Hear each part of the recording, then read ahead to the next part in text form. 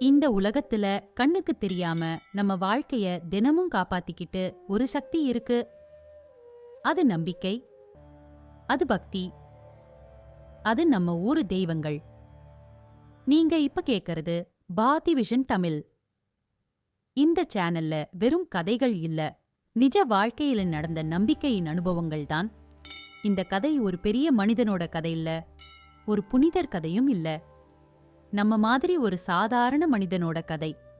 அவனோட வாழ்க்கை ஒரே வார்த்தைல சொன்னா போராட்டம், கடன், உடம்பு சரியில்ல, வீட்டுல நிம்மதி இல்ல.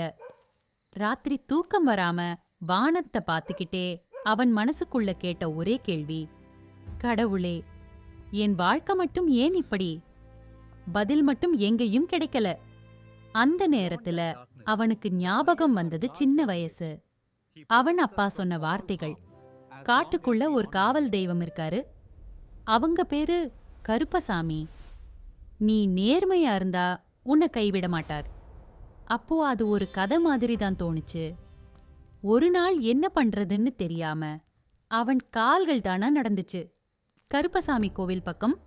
சின்ன கோவில், அமைதி. ஆனா அந்த அமைதியிலேயே ஒரு வலிமை இருந்துச்சு, ஒரு பயமில்லாத ஒரு பாதுகாப்பு. பூசாரி தீபம் காட்டினார், சாமி பேச மாட்டார், ஆனா கைவிட மாட்டார். அந்த வார்த்தைகள் நேரா மனசுக்குள்ள போய் நின்னுச்சு. அந்த நிமிஷம் காற்று சத்தம் திடீர்னு அதிகமாச்சு. தீபம் ஆடிச்சு.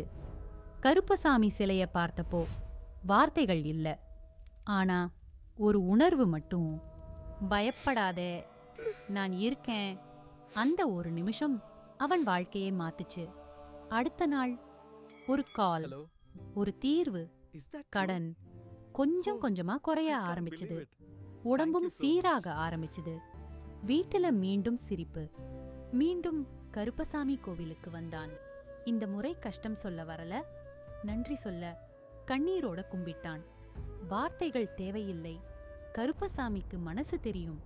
கருப்பசாமி எப்பவும் நம்ம முன்னாடி நிக்க மாட்டார், நம்ம பின்னாடி தான் நிப்பாரு.